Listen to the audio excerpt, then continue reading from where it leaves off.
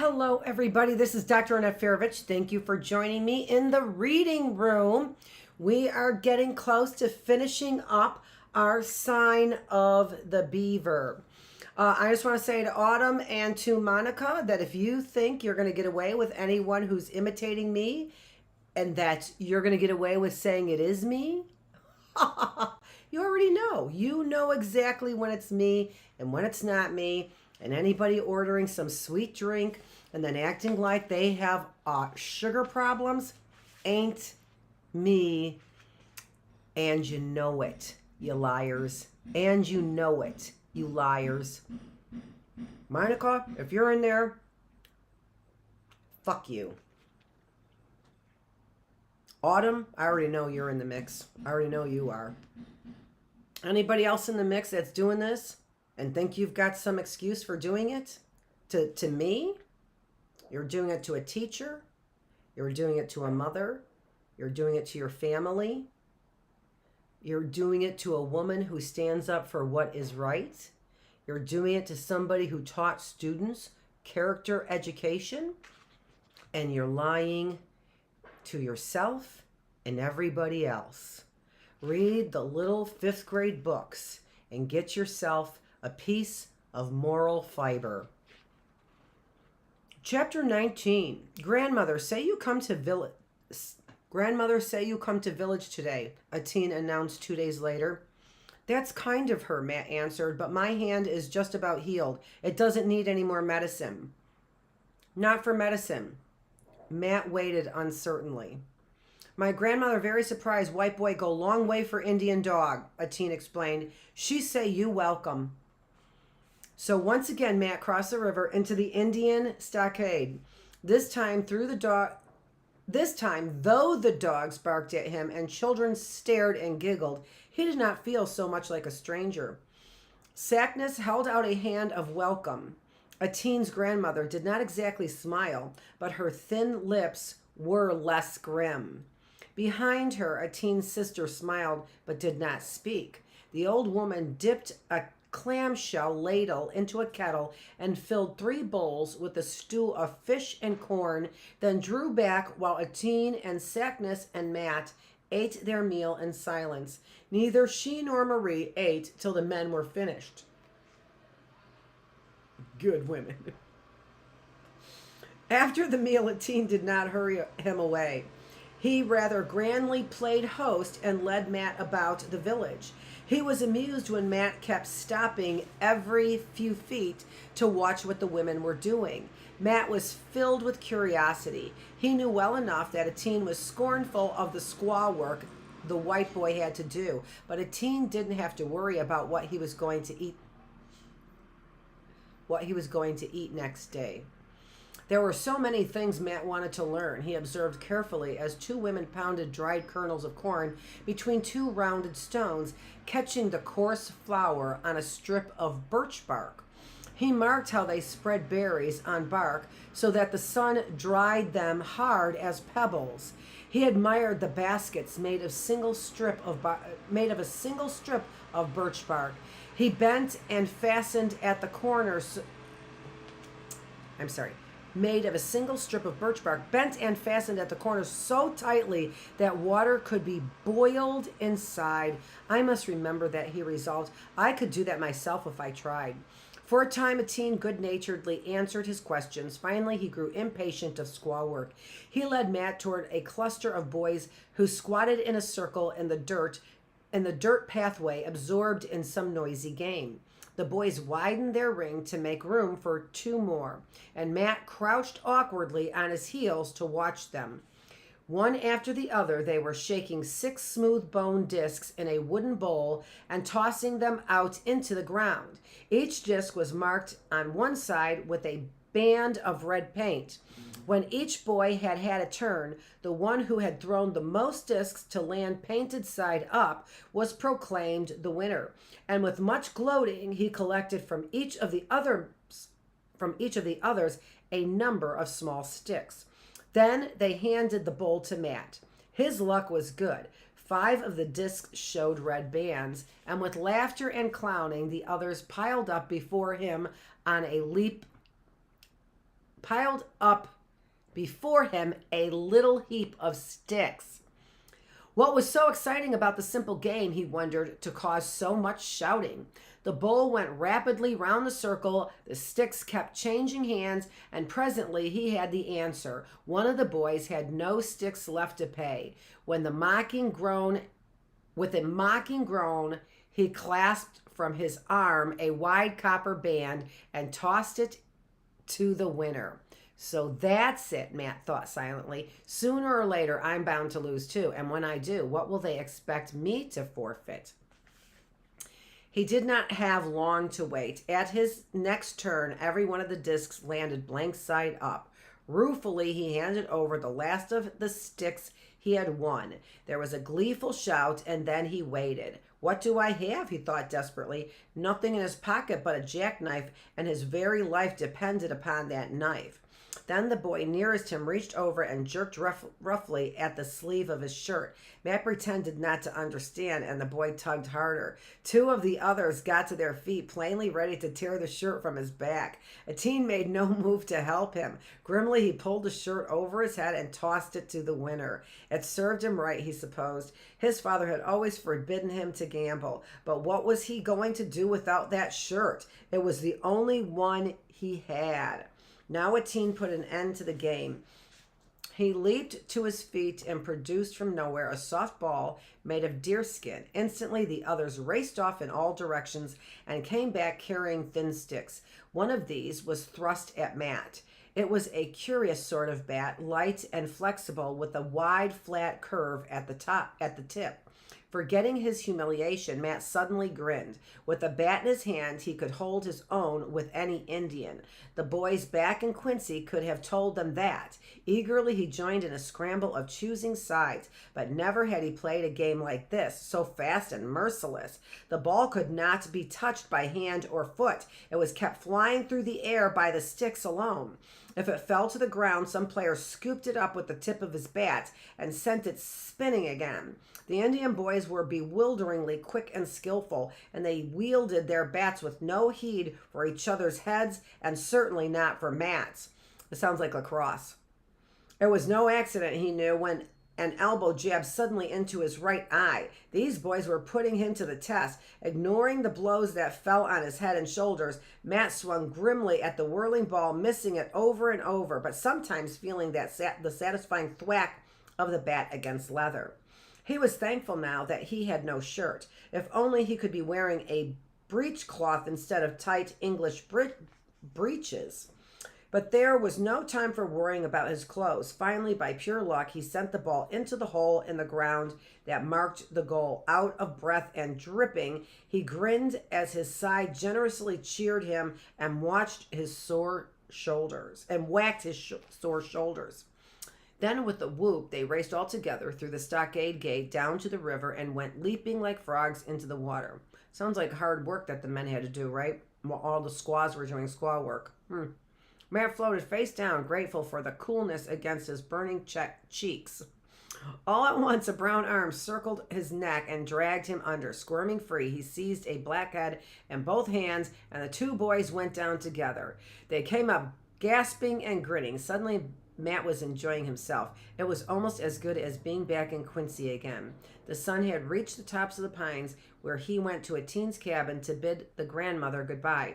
She stood studying him, and he flushed under her sharp eyes. He must look a sight, he knew. There was a lump as big as an egg on his forehead, and his right eye was probably turning black. She turned and spoke a few stern words to a teen. With a shrug, he went out and returned in a few moments, carrying Matt's shirt. "They'd play trick on you," he grinned. "Joke." "Some joke," Matt retorted. He wanted to refuse the shirt, but he couldn't afford to be proud about his only shirt. Resentfully, he pulled it over his head. Before they left, the old woman gave each of them a slab of cake heavy with nuts and berries. Her eyes, as she looked at her grandson, were warm and bright. Matt was minded how his mother had often looked at him, pretending to be angry with him, but not able to hide that she was mighty fond of him just the same. I hope you boys felt that way too about me. That's what I meant. Sometimes I was angry, not often. Suddenly he felt a sharp stab of homesickness. Outside the cabin, a teen's dog was waiting.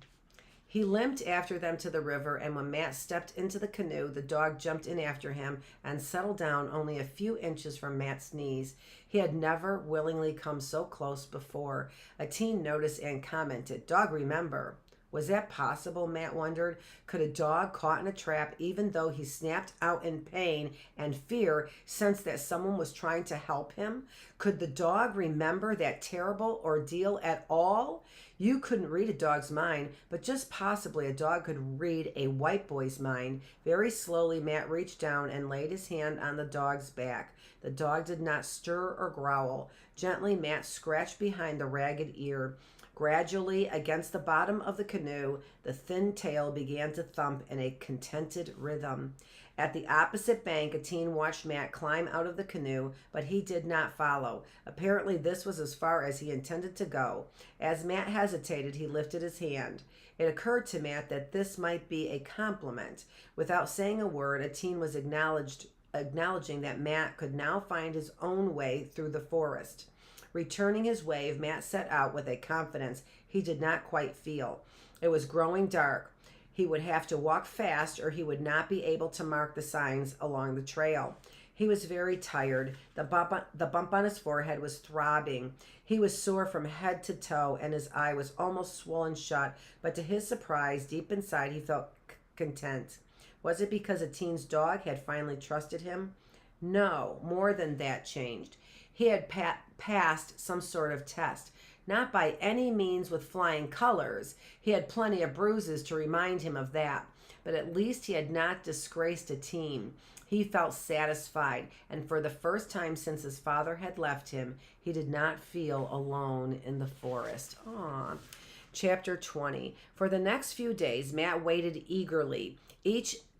Early in the morning, he finished his chores so that at a word from a teen, he would be ready to set out for the Indian village again. But a teen did not come. Matt resolved to be patient, but day by day his new confidence began to slide away. Perhaps he had only imagined that he had passed a test. In a teen's eyes, perhaps he had failed. It was a week before a teen came, and the moment Matt saw him, he knew that there would be no invitation. The Indian boy was solemn and unsmiling, looking more like his grandfather than ever before. He sat staring at the book Matt opened, his mind plainly miles away. He did not want to listen to a story. He seemed to have forgotten the words he had learned the week before. "I not remember," he said impatiently. "My grandfather teach me many things." "What sort of things?" A teen did not answer. "Time of hunt comes soon," he said finally. Matt felt suddenly hopeful. Perhaps it was not any failure of his own that had caused a teen to stay away. Every year a teen had told him when the leaves had fallen from the trees, the Indians hunted the caribou and the great moose. Whole families moved away from the village to follow the trail of the big animals. Matt knew that more than anything in the world, a teen longed to hunt with the men. He could imagine now how a teen must have been staying close to his grandfather these last days, trying to be useful and to prove that he was fit to be one of them. "I not come tomorrow," a teen added, "maybe a long time." "You're going on the hunt," Matt tried hard to keep the envy out of his voice. A teen shook his head. "I go to find my Manitou." Matt was puzzled. Was Manitou another word for moose? "Maybe you call spirit," a teen explained. "All Indian boy must have Manitou. It is time for me." "How can you find a spirit?" For a moment, Matt thought this was one of a teen's odd jokes, but he had never seen his friend so serious, even troubled. "My grandfather teach me," a teen repeated. "Manitou come and dream." Then, seeing that Matt was not laughing, that he really wanted to understand, a teen went on, trying to explain in his clumsy English a mystery that could not truly be explained at all. "Every Indian boy must have a Manitou," he said, "before he could take his place as one of the men of his family. He had to find it for himself. No one could help him. His grandfather had been training him for many days. He had had to learn many things. Now he must make the test." He would go out into the forest alone. First, he would make special preparation, bathe himself carefully, and take a special medicine to make him clean inside and out. Then he would go far into the forest and build himself a wigwam of branches. He would stay there alone for many days. He would not eat anything at all, even berries. After sundown, he would drink a little water from a brook. He would sing the songs that his grandfather had taught him and repeat the ancient prayers of his people so that his heart would be worthy. If he did all this, if he waited faithfully, one day his Manitou would come to him. Then he could go back to his village. He would have a new name. He would be a man and a hunter. What would it be like, this Manitou? Matt questioned. There was no way to know, Atene told him. It could come in many ways. In a dream, he might see a bird or an animal or even a tree. He might not see anything at all. Instead, he might hear a voice speaking to him. There would be no mistake when it came. Atene would recognize that it was meant for him.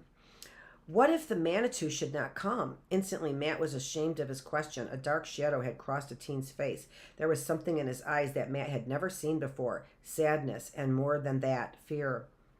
I wait, Atene said, till he come. I can never be hunter. Matt could think of nothing at all to say. He felt shut away from his friend in a way that even the boy's scorn had never made him feel. This was something he could not understand or share. If he finds his Manitou, he thought, he will go with the men. He may never come here again. You'll come back afterwards, won't you? He asked anxiously, though he knew in his heart it would never be the same. I come back, Atene promised. Waking in the nights that followed, Matt pulled the blanket tighter about his shoulders. It must be very cold in the forest. He could not get Atene out of his mind. What would it be like sitting in a shelter, just waiting, growing hungrier every day and more afraid? Because there was no doubt Atene had been afraid. Matt was sure of that. Atene was afraid he might fail, that he might have to return to the village and admit that his Manitou had not appeared. For Atene, this would be a disgrace, a shame that must be terrible if the thought of it had brought fear into his eyes. Even though he dreaded that it would mean the end of all their adventures, Matt hoped that Atene would find his Manitou. Chapter 21.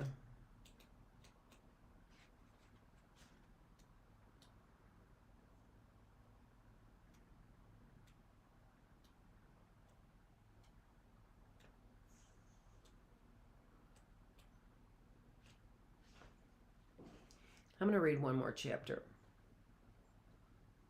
What time is it? You know what? I'm not going to. I like this story a lot, and I don't mind. And it's the end of the week, and I don't mind actually dragging it out just a little bit next week. So yeah. So this is it. That's the reading room, and this is the Sign of the Beaver, and I just love the story. I love this story. It's so, I don't know. It's so uplifting for me. It is. Two boys and a friendship growing between them that's just built on mutual respect. I love it. This is Dr. Annette Feravich. Thanks for joining me in the reading room. I'll see you next week.